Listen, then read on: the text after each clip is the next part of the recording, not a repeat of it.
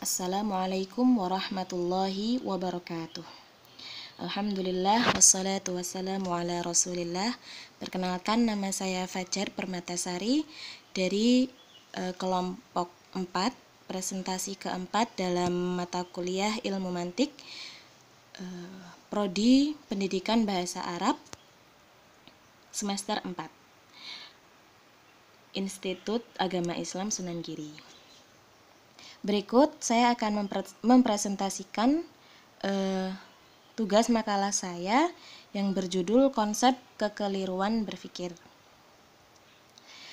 Kekeliruan berpikir ialah proses penalaran atau argumentasi yang sebenarnya tidak logis, salah arah, dan menyesatkan.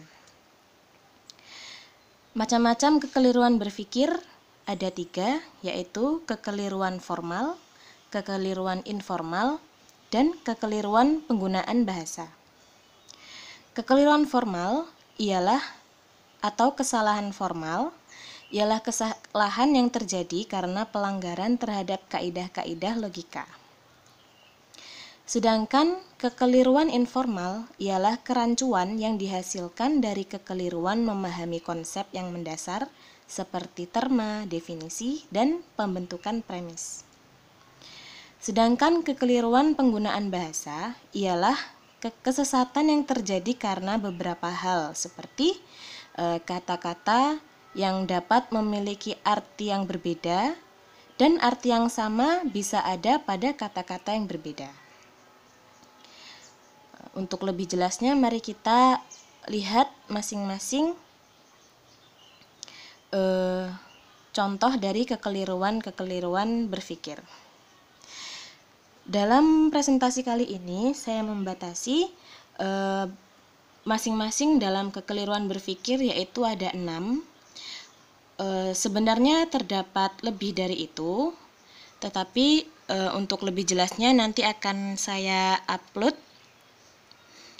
makalah saya di grup. Di sini saya akan mempresentasikan masing-masing kekeliruan 6 jenis. Yang pertama, kekeliruan formal,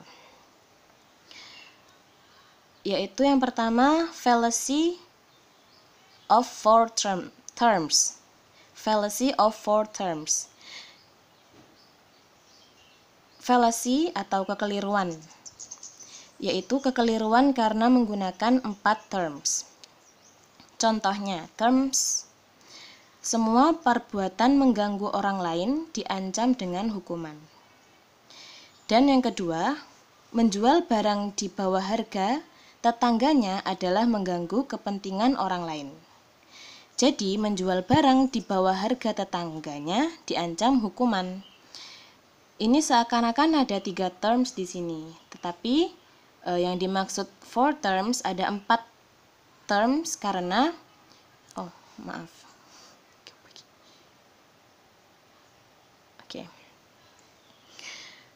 Karena terms pertama, semua perbuatan mengganggu orang lain.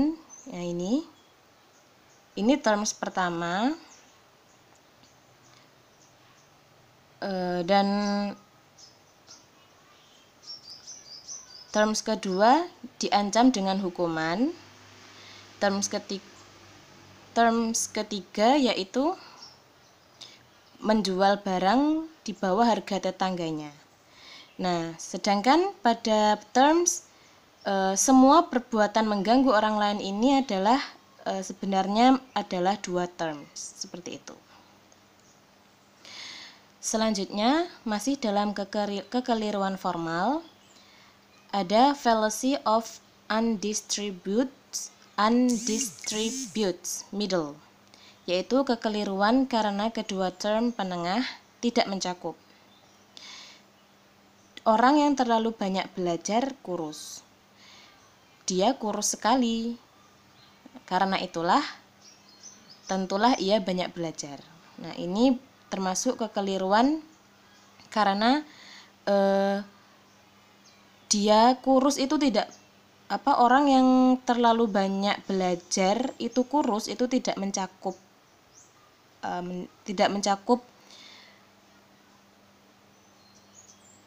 tidak mencakup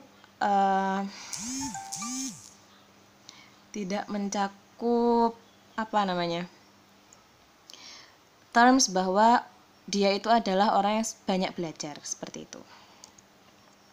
Selanjutnya, fallacy of illicit process atau kekeliruan karena proses tidak benar. Contohnya, kuda adalah binatang. Sapi bukan kuda, jadi ia bukan binatang. Jadi ini proses logika ini tidak benar, sehingga terjadilah kesalahan penyimpulan. Dan itu termasuk adalah kekeliruan berpikir. Selanjutnya, fallacy of two negatives. Kekeliruan karena menyimpulkan dari dua premis yang negatif. Contohnya, tidak satupun barang yang baik itu murah. Terus kedua, semua barang di toko itu tidak murah. Jadi, semua barang di toko adalah baik. Jadi, karena premis pertama negatif, premis kedua negatif, itu ada kekeliruan penyimpulan di situ. Selanjutnya, fallacy of affirming the consequent. Kekeliruan karena mengakui akibat. Contohnya, bila pecah perang, harga barang-barang naik. Sekarang harga barang naik, jadi telah pecah perang. Jadi, karena mengakui akibat, jadi harga barang naik itu akibatnya adalah pecah perang, maka di situ adalah ada kesalahan mengakui akibat sehingga terjadi kekeliruan dalam berpikir, termasuk kekeliruan formal. Selanjutnya, fallacy of denying antecedent atau kekeliruan karena menolak sebab. Contohnya, bila datang elang, maka ayam berlarian. Sekarang elang tidak datang, jadi ayam tidak berlarian. Seperti itu. Selanjutnya, kita beralih pada kekeliruan informal. Contoh yang pertama pada fallacy of hasty generalization atau kekeliruan yang membuat generalisasi yang terburu-buru. Dia orang Islam, mengapa membunuh? Kalau begitu, orang Islam memang jahat. Jadi, ini adalah merupakan sebuah generalisasi bahwa sebenarnya tidak semua orang Islam jahat, seperti itu. Selanjutnya, fallacy of first hypothesis, kekeliruan karena memasakkan praduga. Contohnya, seorang pegawai datang ke kantor dengan luka goresan di pipinya. Seorang menyatakan bahwa istrinya lah yang melukainya dalam suatu percekcokan karena diketahuinya selama ini orang itu kurang harmonis hubungannya dengan istrinya. Padahal sebenarnya karena goresan besi pagar. Nah, hipotesis atau dugaan atau praduga ini terlalu dipaksakan, maka terjadilah kekeliruan berpikir pada kekeliruan informal ini. Selanjutnya, fallacy of begging the question. Fallacy of begging the questions. Kekeliruan karena mengundang permasalahan. Contohnya, Tuhan itu mesti ada karena adanya bumi. Di sini orang akan membuktikan bahwa Tuhan itu tidak ada dengan dasar adanya bumi, tetapi tidak dibuktikan bahwa bumi adalah ciptaan Tuhan. Mungkin ini termasuk yang diterangkan oleh Bu Malikah bahwa logika, fisika dan metafisika seharusnya tidak dicampur, maka terjadilah kekeliruan ini seperti itu. Selanjutnya, fallacy of circular arguments. Kekeliruan karena menggunakan argumen yang berputar. Contohnya, sarjana-sarjana lulusan perguruan tinggi UKY kurang bermutu karena organisasinya kurang baik. Mengapa organisasi perguruan tinggi kurang baik? Dijawab, karena perguruan tinggi itu kurang bermutu. Jadi ini argumennya hanya berputar-putar di situ aja. Seperti itu.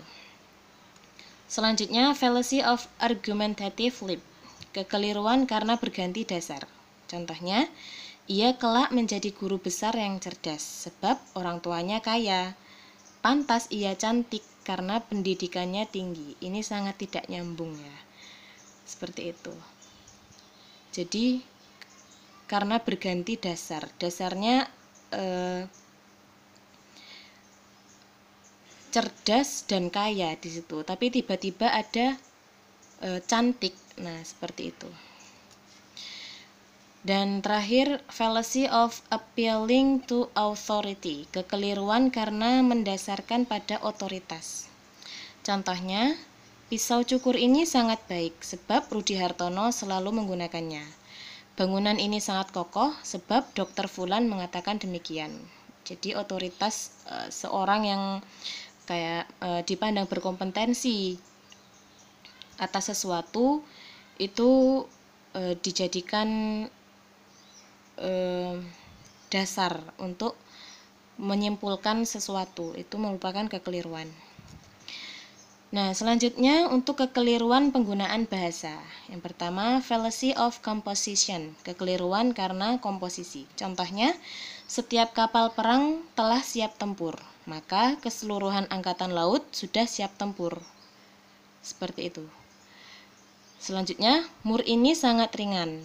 Karena itu mesinnya tentu ringan juga gitu. Jadi komposisi atau susunan ya atau yang membentuk sesuatu itu seperti misalnya kapal perang merupakan komposisi dari keseluruhan angkatan laut. Itu tidak bisa kita simpulkan bahwa angkatan laut itu sudah siap tempur, seperti itu. Begitu juga ketika mur ini adalah satu mur dalam sebuah mesin itu ringan, kita tidak bisa menyimpulkan bahwa mesinnya itu semuanya menjadi ringan, seperti itu. Selanjutnya, fallacy of division, kekeliruan karena dalam pembagian. Contohnya, kompleks ini dibangun di atas tanah yang luas. Tentunya kamar-kamar tidurnya juga luas. Jadi pada pembagian sebuah tanah, kita juga tidak sebuah tanah yang luas, kita tidak bisa menyimpulkan bahwa kamar-kamar di dalam itu juga akan luas, seperti itu. Selanjutnya, fallacy of accent, kekeliruan karena tekanan. Ibu, ayah pergi. Contohnya, ibu, ayah pergi. Yang hendak dimaksud adalah ibu dan ayah pembicara seharusnya tidak ada pendekatan pada ibu. Sebab maknanya menjadi pemberitahuan pada ibu bahwa ayah baru saja pergi. Jadi kalimat ini seharusnya dipahami sebagai sebuah kalimat yang informatif bahwa ibu, ayah pergi, ibu dan ayah pergi, bukan ibu, ayah pergi. Nah, ketika penekanannya berbeda, maka terjadi pula kesalahan dalam memahami atau menyimpulkan atau dalam berpikir. Selanjutnya, fallacy of amphiboly, kekeliruan karena amfiboli.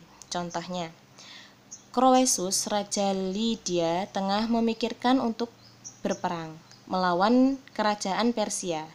Sebagai raja yang berhati-hati, ia tidak akan melaksanakan peperangan manakala tidak ada jaminan untuk menang. Oleh karena itu, ia meminta pertimbangan kepada pendeta Oracle Delphi. Dia mendapat jawaban, apabila Croesus berangkat melawan Cyrus, ia akan menghancurkan sebuah kerajaan besar. Puas dengan jawaban tersebut, Croesus pun berangkat dengan tafsiran bahwa ia pasti menang. Selanjutnya, fallacy of equivocation, kekeliruan karena menggunakan kata dalam beberapa arti. Contohnya, gajah adalah binatang. Jadi gajah kecil adalah binatang yang kecil. Kata kecil dalam gajah kecil berbeda pengertiannya dengan kecil dalam binatang kecil.